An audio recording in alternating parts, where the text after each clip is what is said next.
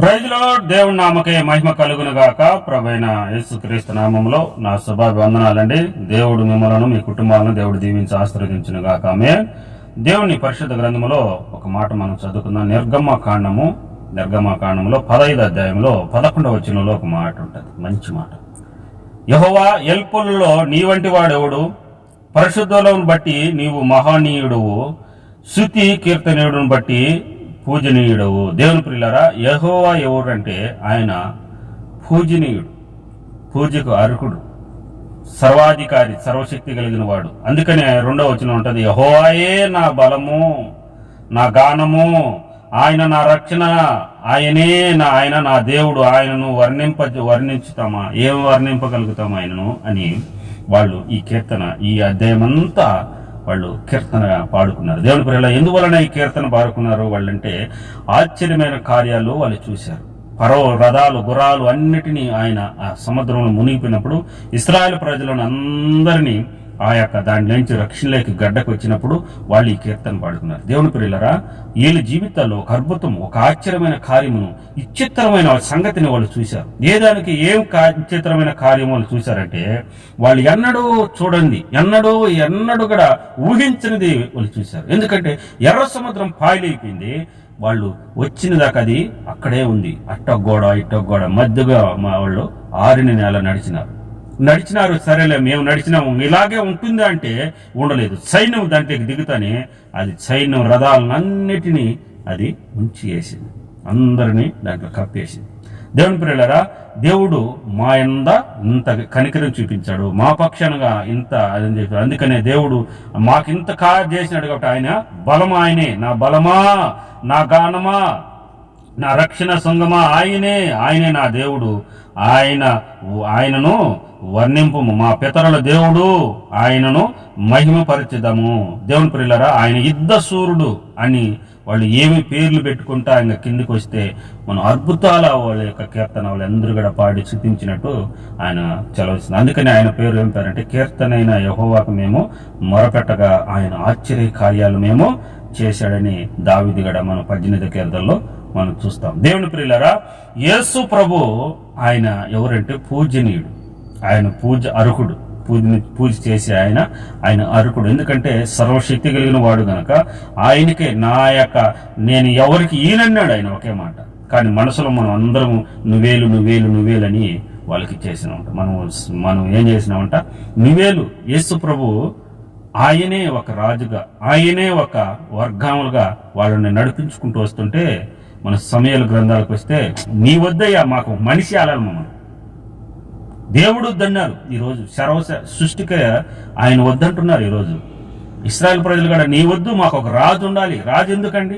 దేవుడే రాజు అయితే వాళ్ళ ఇష్టానుసారంగా వాళ్ళు మంచిగా దేవుడికి భయపడి వాళ్ళు మంచిగా ఉంటే ఆకాశం నుంచి మన్నా కురుస్తుంది, వాళ్ళ యొక్క ప్రవర్తనలు చేస్తున్నారు, అద్భుతాలు చేస్తున్నారు, స్వస్థతలు పరుస్తున్నారు. దేవుడు ఆశ్చర్యమైన కార్యాలు వాళ్ళ జీవితాల్లో చేస్తున్నప్పుడు రాజు ఎందుకు నీకు?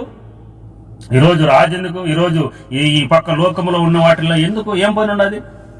ఈరోజు మానవులు ఇదే మాదిరి కోరుకుంటున్నాం, మాకు ఏది అక్కర్లేదు, మాకు ఈ లోకములే కావాలి, మేము ఈ లోకంలో ఉన్న రోజులు ఈ లోకంలో అనుసారమైన జీవితమే జీవించాలని చాలా మంది ఉన్నారు. దేవుడు అంటున్నాడు, నీవు అలాగా ఉండకూడదు, నన్నుగా నీవు ఎరిగి తెలుసుకొని నువ్వు ఈ లోకానుసారమైన ఉండకూడదు అని యేసు ప్రభు ఆనాడు వాళ్ళకి ఏం చెప్పాడంటే, మీరు నన్ను ఒక దినాన్ని ఏ పనులు చేయొద్దని, నన్ను జ్ఞాపకం చేసుకోండి. ఒక దినాన్ని మీరు ఏ పనులు చేయకరా, ఇది 6 దినాలు మీరు కష్టపడండి, మీరు 6 దినాలు పని చేసుకోండి. ఒక దినాన్ని నన్ను జ్ఞాపకం చేసుకోండి, నేను చేసే క్రియలు చేసుకోండి. 6 దినాలు చేసిన కష్టాన్ని నేను ఆశీర్వదిస్తాను. నువ్వు 24 గంటలు పని చేసుకుంటూ ఎందుకయ్యా నీ శరీరాన్ని నాశనం చేసుకుంటావు? నువ్వు దానికి రెస్ట్ ఇచ్చేసి ఒకదాన్ని నీవు దేవుడితో కలుపుకో. ఆ యొక్క దేవుడికి ఇచ్చిన ఆ యొక్క శరీరాన్ని నువ్వు దేవుడికి అప్పగిస్తే ఆయన దాన్ని పరిపక్వమైన ఆశీర్వాదానికి తీసుకోబోతాడు. దేవుని ప్రియులారా, యేసు ప్రభు కాడికి ఒక చిన్న 2 చేపలు 5 రొట్టెలు తెస్తే అవి చిన్నయే, కానీ అవి ఒక మనిషి తినే ఆహారమే. కానీ ఆయన ఎదుటకు తెచ్చితే అది 1000 మందికి ఆహారముగా అయింది. అలాగ మనం కూడా ఒక దినం ఆయన దగ్గర గడిపితే మనం వేల మందికి ఆయన యొక్క దీవెనకరంగా దేవుడు మారుస్తాడు. దేవుని ప్రియులారా, అందుకే దేవుడు ఎవరంటే ఆయన కీర్తనీయుడు, పూజనీయుడు. వేల్పులలో నీ వంటి వాడు ఎవడు లేడు. అవును, నిజమే. ఆయనంటూ వాడు వేల్పులలో ఆయనంటూ వాడు లేడు. ఆయనంట మంచి దేవుడు ఇంకెక్కడ మనకు దొరకడు. దేవుని ప్రియులారా, శృతి కీర్తనలను బట్టి పూజనీయుడు, అద్భుతములను చేయువాడువు, నీ వంటి వాడు ఎవరు లేరు.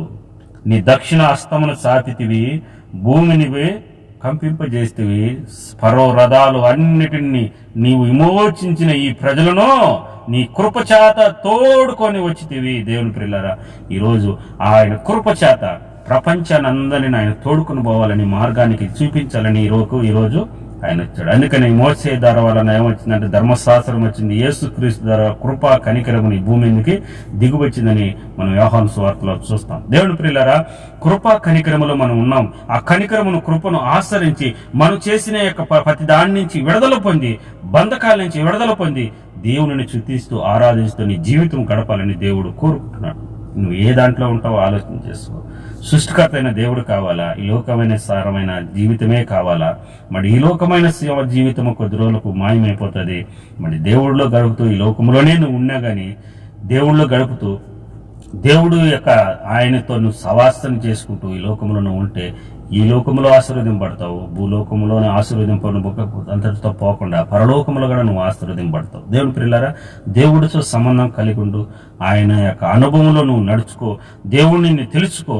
నిజ దేవుడు తెలుసుకొని నీవు నీతి నిజాయితీగా మనం నిలబడితే దేవుడు మన దిక్కు ఆయన ఆశ్చర్య కార్యాలు, యుద్ధ శూరుడు అయి మన పక్కన ఆయన కార్యాలు చేయగలుగుతాడు. నువ్వు ఏ దాని గుండా ఈరోజు దిగులు పడుతున్నావు, ఏదో గుండా నువ్వు అధైర్యపడుతున్నావు, మనసులో శాంతి ఉన్నదా, సమాధానం ఉన్నదా, కుటుంబంలో శాంతి ఉన్నదా, ఐక్యత ఉన్నదా, భార్య భర్తల ఐక్యత ఉన్నదా, కుటుంబంలో ఐక్యత ఉన్నదా, ఇవన్నీ లేకుండా ఉన్నదంటే దేవుడు మన జీవితాల్లో లేకుండా ఉన్నాడు. అది గుర్తు చేసుకుని మనం ఆయన ఎదుటకు పోయి, ప్రభువా నీవు మా జీవితాలకు రానైనా, యేసయ్యా మా జీవితాలకు రాయ్యా, మాతో తోడుగా ఉండయ్యా, నువ్వు తోడుగా ఉంటే మేము సముద్రాలు ఈ యొక్క దాటగలుగుతామయ్యా, సముద్రాలు నైనా మేము పాయలు చేయగలుగుతామయ్యా, అద్భుతాలు మా జీవితంలో చూడగలుగుతామయ్యా అని నువ్వు ఆయన ఆహ్వానిస్తే దేవుడు నీ జీవితాల్లోకి వచ్చి అద్భుతం చేయాలని దేవుడు కోరుతున్నాడు. నీ కుటుంబంలో అద్భుతం చేయాలని కోరుతున్నాడు. నీ గ్రామంలో అద్భుతం చేయాలని దేవుడు కోరుకుంటున్నాడు. దేవుని ప్రియులారా, ఆ రోజు ఇశ్రాయేల్ ప్రజలు అక్కడ ఐగుప్తులో అద్భుతాలు చేసినట్టు ఈ రోజు నీ కుటుంబంలో నువ్వు ఎక్కడున్నా సరే